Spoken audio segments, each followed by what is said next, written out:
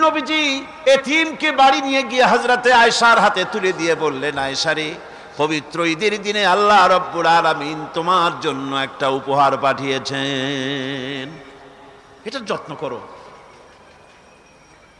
এতিমের প্রতি দরদ রাখার জন্য আল্লাহ রাব্বুল আলামিন বলেছেন, এতিম, মিসকিন, বিধবা, অসহায় লোক, তাদের প্রতি যাতে করে মুসলিম সমাজ লক্ষ্য রাখে, সেজন্য আল্লাহ পাক নির্দেশ করেছেন। বুখারী এবং মুসলিম শরীফের হাদিসে এসেছে, আস-সাই আলাল আরমালাত ওয়াল মিসকিন কাস-সাই ফি সাবিলিল্লাহ। বিধবাদের জন্য, মিসকিনের জন্য কেউ যদি কোনো উদ্যোগ গ্রহণ করে, কেউ কোনো সাহায্য দেয়, জিহাদের ময়দানে জিহাদ করে আল্লাহর রাস্তায় যে সওয়াব পাওয়া যায়, যে মর্যাদা পাওয়া যায় আল্লাহর কাছে, এতিম, মিসকিন, বিধবাকে সাহায্য করলে সেই সওয়াব আল্লাহ রাব্বুল আলামিন আমলনামায় দিয়ে দেন। আমাদের প্রিয় নবী এতিম মিসকিনদের খুবই ভালোবাসতেন তার নিজের চাকর হযরত যায়েদ ও আনাস রাদিয়াল্লাহু তাআলা আনহুকে। সে সম্পর্কে এখন আলোচনা করা হচ্ছে। তার চরিত্রই প্রমাণ করে নবীদেরকে বায়নাত দেওয়া হয়েছে, এমন চরিত্র আচার আচরণ দেওয়া হয়েছে যাতে করে লোকেরা অভিভূত হয়ে যায়, আকৃষ্ট হয়ে যায়। হযরতে যায়েদ, তিনি তো কৃতদাস ছিলেন, হারায় গেলেন বাপ মা থেকে, আর এরপরে কুদরত তারে মুহাম্মদ সাল্লাল্লাহু আলাইহি ওয়াসাল্লামের ঘরে উঠায় দিল। তিনি তখনও আল্লাহর নবী, তখনও নবুয়তের দায়িত্ব পান নাই। যায়েদের পিতার কাছে খবর হয়ে গেল যায়েদ আছে রাসূলের বাড়িতে, মুহাম্মদ সাল্লাল্লাহু আলাইহি ওয়াসাল্লামের বাড়ি। মক্কায় তারা এসে হুজুরের সঙ্গে দেখা করে বললেন, মুহাম্মদ সাল্লাল্লাহু আলাইহি ওয়াসাল্লাম, জানতে পেরেছি আপনার কাছেই আমাদের ছেলে যায়েদ আছে, মেহেরবানি করে তাকে আমাদেরকে ফিরায় দেন। হুজুর বলেন, যায়েদ যদি তোমাদেরকে চিনতে পারে আর যদি যেতে চায়, আমার পক্ষ থেকে কোনো আপত্তি নাই, অবশ্যই যাবে। তবে যায়েদ যদি যেতে না চায়, আমি এমন লোক নই যে কেউ আমার কাছে থাকতে চাইলে আমি জোর করে তাকে ঠেলেও দিতে পারি না, আমি তেমন লোক নই। পিতা বললেন, আপনি অবশ্যই যুক্তিপূর্ণ কথা বলেছেন। হযরতে যায়েদ কানা হলো। হুজুর বললেন, তুমি কি চেনো এদের? কি? যায়েদ বললেন, চিনি, ইনি আমার বাবা, উনি আমার চাচা।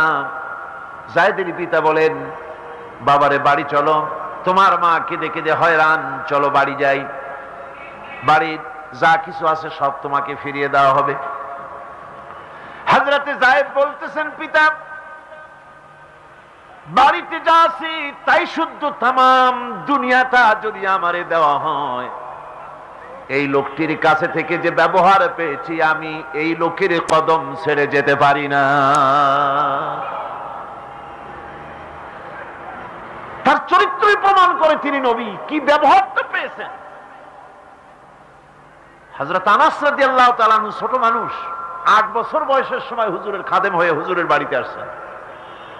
আচ্ছা, 8 বছর বয়সের কিশোর ভুল তো করতেই পারে, গরম পানি চাইলে ঠান্ডা পানি এনে দেবে, স্যান্ডেল চাইলে জুতো আনবেন, বিছানা বিছাইতে বললে উঠাই দেবে, এটা স্বাভাবিক। কিশোর মানুষ, ছোট মানুষ। এবার শুনুন, বায়নাত কারে বলেন? নবীদের বায়নাত আল্লাহ যে দিয়েছেন সেটা কি জিনিস? সেটা হলো উন্নত মানের চরিত্র, তার ব্যবহার, ওঠা বসা যা দেখলে মানুষ বুঝতে পারে তিনি আল্লাহর নবী। হযরতে আনাসের মুখে শুনুন, হযরতে আনাস রাদিয়াল্লাহু তাআলা আনহু বলেন, একাধিক ক্রমে টানা 10টি বছর রাসূলের খেদমতের ভিতরে নিয়োজিত ছিলাম। 10টি বছরের ভিতরে একটা দিনের জন্য নবীজি আমাকে ধমক দিয়ে কথা বলেন নাই। এটা ধমক দিলেন না আমারে, এটা করছো কেন, এটা করো নাই কেন? সুবহানাল্লাহ বিহামদিহি। গোটা পৃথিবীর সমস্ত মুমিন মুসলমানদের, পুরুষ আর নারীদের জীবন, কলিজা, রক্ত রাসূলের কদম মোবারক উৎসর্গ হয়ে যায়।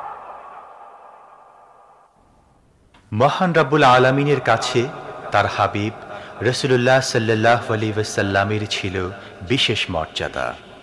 আসুন আমরা সে সম্পর্কে আলোচনা শুনি। আমার ভাইরা, রাসূল পাক সাল্লাল্লাহু আলাইহি ওয়াসাল্লাম আল্লাহর নবী, এমন এক মহান সত্তা ছিলেন যে তিনি দোয়া আল্লাহর দরবারে হাত উঁচু করতে দেরি আছে, কিন্তু দোয়া কবুল হতে দেরি নাই। হিজরত করে মদিনায় এসেছেন, নামাজ পড়তে দিল চায়, কাবা শরীফের দিকে ফিরে যদি নামাজ পড়তে পারতাম দিলটা বড় ভালো লাগতো, কিন্তু হাত উঁচু করে মোনাজাত করতেছেন না, আল্লাহর কাছে বলতেওছেন না যে আল্লাহ তুমি আমার কিবলাটা বাইতুল মুকাদ্দাস থেকে ফিরাইয়া মক্কা শরীফে বাইতুল্লাহর দিকে ফিরাই দাও, মুখেও বলতেছেন না, মনেও না, শুধু আকাশের দিকে বারবার তাকাচ্ছেন, মোনাজাত করেন নাই, মনে মনে আশা পোষণ করতেছেন যদি এমন একটা ওহী নাজিল হয়ে যেত। আল্লাহ রাব্বুল আলামিন সঙ্গে সঙ্গে রাসূল জোহরের নামাজ পড়তেছিলেন, 2 রাকাত পড়া হয়ে গেছে, এমন সময় ওহী নাজিল হয়ে গেল, ক্বাদ নারা তাকাল্লুবা ওয়াজহিকা ফিস সামা। ও নবী, আমি দেখতে পেয়েছি বারবার আপনি আকাশের দিকে তাকাচ্ছেন, সুবহানাল্লাহ, আমি দেখতে পেয়েছি।